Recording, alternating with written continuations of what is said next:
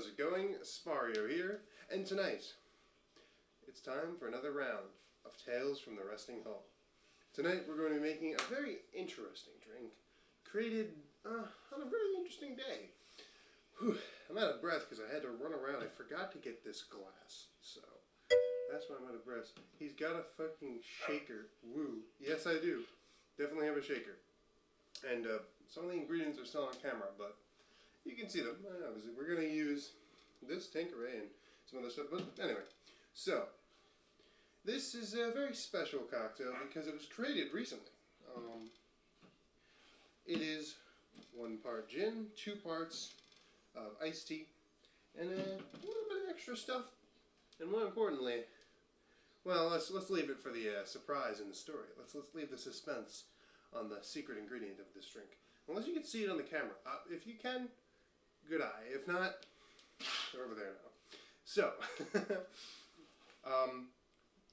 so the story begins with a bounty hunter named Ark. He's a regular at the Resting Hall. He used to be a regular before he was a bounty hunter, so you know he's been there longer than I was. Anyway, he comes in one night after tracking a bounty to the bar. Well, tracking as in a bounty was following him. He let him in there as kind of a last-ditch effort. Now, this bounty he was looking into is a serial bank robber. He robs banks by filling the building with laughing gas, a custom blend that this bounty, this crazy criminal created. Now, nobody knew how to stop this guy, and nobody knew where he was coming from. He was out caught for a while, so they enlisted the help of bounty hunters all across the galaxy. And Ark, being Ark, he picked up the job quickly and was on the case. So he comes in, right? He orders this drink, straight up the Joker. I mean, he's quite a character. He's a Joker-esque villain. He might even be the Joker. Who knows? So as I was saying, Ark rushes into the bar. He tells me, "All right, I need gin and iced tea, shaken over ice, poured into an empty glass." I said, "All right." So pour some iced tea. At the time, I think we had some other brand, but right now I got Pure Leaf. That's what I could find. And we're going to use our Tanqueray again. So he pours it. I pour it into the glass. And of course, he pulls this out. A baggie of these. These are mini sugar sharks, native to the planet Sardon. He said that's the antidote for this laughing gas of this villain. So naturally, they have to be mixed with alcohol for the antidote to kick in. Basically, makes you immune to the effects. And he goes, "One's for you, my friend." So we drink up quickly because if we don't drink quickly, we were going to get intoxicated with this laughing gas. So the bounty comes in, he chucks a few grenades, smokes up the whole bar, and naturally, because we finished our drinks already, we weren't affected. Everyone else was. I think the boss probably was. Not a good sight. It was a laughing stock, honestly. But so the bounty comes up to Ark and he goes, "I got you cornered. Where are you gonna run to now?" Ark, of course, goes, "Well, do I have you cornered?" Pulls out his bag of remaining candy sharks from the planet Sardon. Very, very weird creature. They're little tiny sharks. We've murdered them already. A laughing stock? Ha ha ha ha. Yes, maybe you've been hit with the laughing gas there in chat. I should probably have something that displays the chat for the context of the video, but whatever. Anyway, so they start trading blows, and I'm sure you know who comes out on top. And that's the story of the Laughing Bounty. A drink now immortalized in the Resting Hall. So the first step, as I said, was to crack some glass into an ice. I was going to say that. So crack some ice into a shaker. So we're going to do that here. I pulled the spoon like a moron and knocked over my mixing thing. I am making a mess. Also, this is melting in my hand because it's hot out. So you need to get the ice everywhere because, I don't know, let's just drop that in there and smack it. Because I didn't prepare for this ahead of time. I got really thick ice. I hate when ice is thick. We're gonna have to come on. Ice is very hard. I don't know why it's so hard. Probably should have a different type of ice cube. Bartender, by the way. Yes. Well, I don't have time to pre-melt the ice. We're going to use regular ice because by the time I finish cracking this, anyway. So we're going to put a couple cubes in there. They're melting somewhat now. We're going to leave it like that. Now, the next step is to forget your paper towels again, like last time. So first, you add an ounce of the gin. We're going to use this nice fancy thing here. It's kind of a measuring device of some kind. One side is 1 ounce, one side is 2 ounces. We're going to pour it over the thing. Get a good sniff. Yeah. Dinkery, because it is delicious. Okay. 1 ounce of whatchamacallit, this.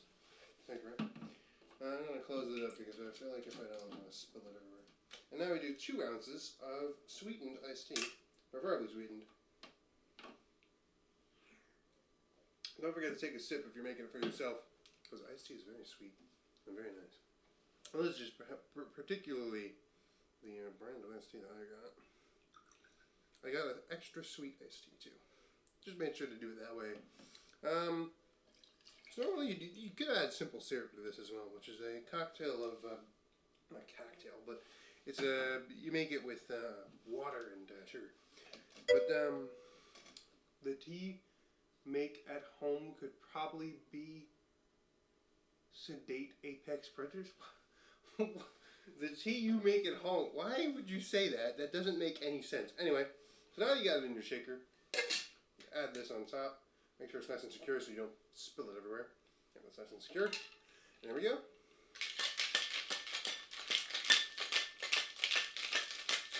Shake it thoroughly, by the way. Because it's sweet as fuck and it doesn't make sense. Ah. Anyway, then you take your top off. It's going to foam a little bit because of the gin's properties. And now we get our strainer. It's a little strainer thing. This looks a little bit bigger than or smaller than I thought it would be. And then the next step is to strain it into an empty glass. And this is just the tradition. You could always, pour it over ice. I mean, that could work. But, there we go. And you're not going to get a lot, so you could always add more or less of the iced tea, but you get a little bit. Remember, this was used as an antidote in the first place, right? So the original idea is you don't want to add too much iced tea because you need to drink this quickly in the event of a serial bank robber showing up. Now, the last step, traditionally you'd want to use like toothpicks or some skewers, but I didn't have time to prepare those. So we're just going to drop these in there raw. You could also, the toothpicks don't really matter as long as they get in the glass. I mean, as an antidote. So these are found on the planet Sardon. They're almost like gummy sharks. They're totally not really gummy sharks. I tell you, it was a pain in the ass to get these through Multiverse Customs. I mean, so much, legal bullshit. So, as I said, these come from a planet. On that planet, there's a lot of creatures like this. A lot of them are a lot larger, but they almost appear like they're made of candy, but they're not actually candy. They're like kind of fishy. But they don't have a fishy taste. They're very sweet, naturally. And the last step is, because it's iced tea. I mean, this wasn't actually in the original, when I originally made this, but I thought it would actually taste a little bit better with a little bit of lemon juice. I'm going to split some precious lemon in here. And I'm thinking, assume it's spelled Sardon. You actually got it right. Yeah, thanks. You could leave the lemon on the side for now. Sometimes you might want to garnish the drink with it. Now, there we go. So now we have a lemon cocktail of, are there any sardines? Oh, naturally. There's like a sardine kind of looking creature. They're only called sharks because they resemble sharks. I think they're more of like a, I don't know, it's kind of hard to tell what these things are. Anyway, this is the drink. This is a beautiful drink here. It kind of looks less cool than if you were to skewer them with like a sword or something and then put them across. But it's kind of just like I didn't have enough time to prepare the thing. Get it because I have a ton of snort with sard. Yes, it's a funny. Yes, haha. Now before I drink this, I want to take a nice picture of this in my hand for the thumbnail with my phone. So I'm going to do that because it's kind of important.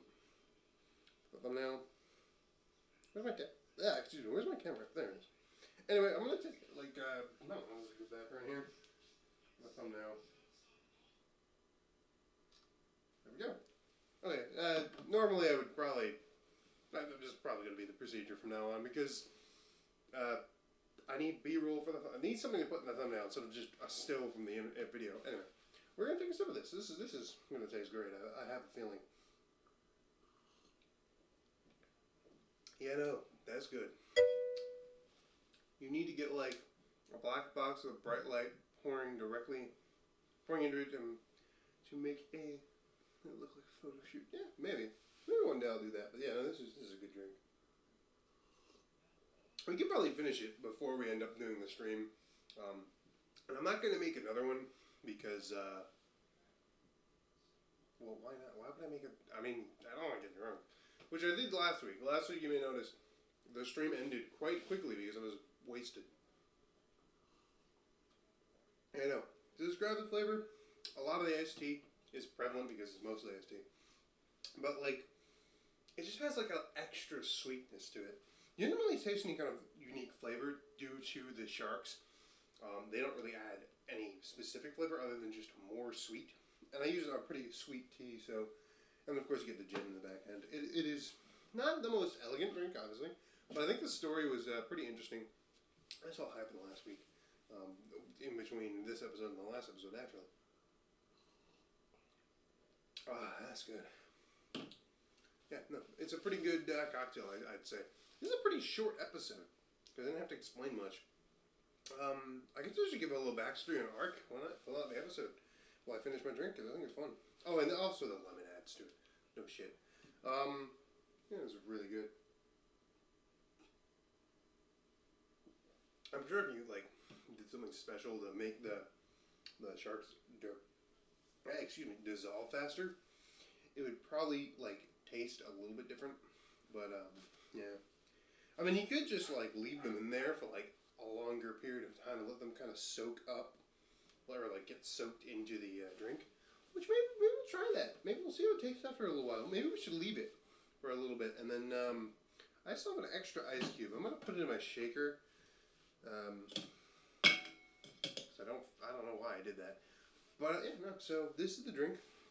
Now, Ark is the bounty hunter that tracked this guy in here with the laughing gas. His deal is pretty complicated. We'll definitely do another episode on him. He has a few signature drinks, and to be honest, off the top of my head, most of his drinks use gin, which is probably why this does. I don't think there's any specific correlation to gin in this drink. I think it's just his preferred alcohol. So he's like, he needs to mix it with alcohol to effectively get the...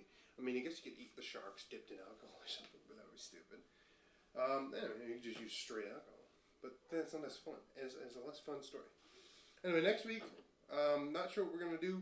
I'm tempted to do a White Russian as the stream, as the drink, because I don't know, I just like the movie The Big Lebowski. It has nothing to do with Wrestling Hall. I mean, as far as I know, the dude has not made his way to the bar, but if you do like characters, maybe I'll figure out a story with one of those guys.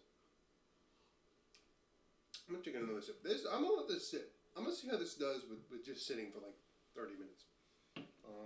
So by the time I finish setting up the video for the gameplay, we'll probably see how it tastes then. See if it does anything. I don't know. These are mysterious creatures.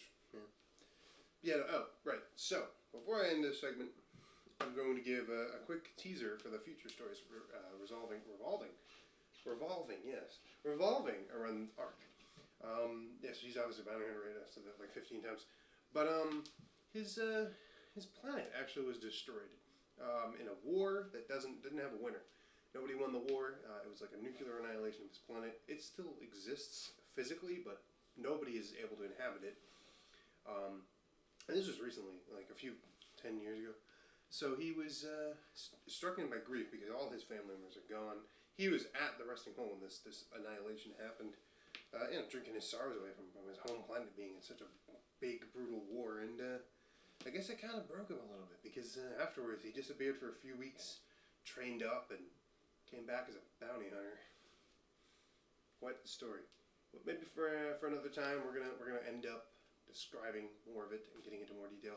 Tell some more stories. I'm sure he's gonna track other bounties in there with drinks that are named after him. So yeah, that's about it. This was a very short segment, but that does it for now. thank you for watching the Tales from Wrestling Hall. If you want to catch this segment live on Sundays, you'll want to check out my Twitch channel, linked below. You get to basically see it a week early because this is going to be uploaded at the end of the week on Saturday. So if you want to catch this show a week in advance, check out the Twitch stream and you'll get a week early showing of the show live, and you'll be able to Twitch chat. A lot of cool stuff, and it's a lot of fun. I mean, you play along, you have fun.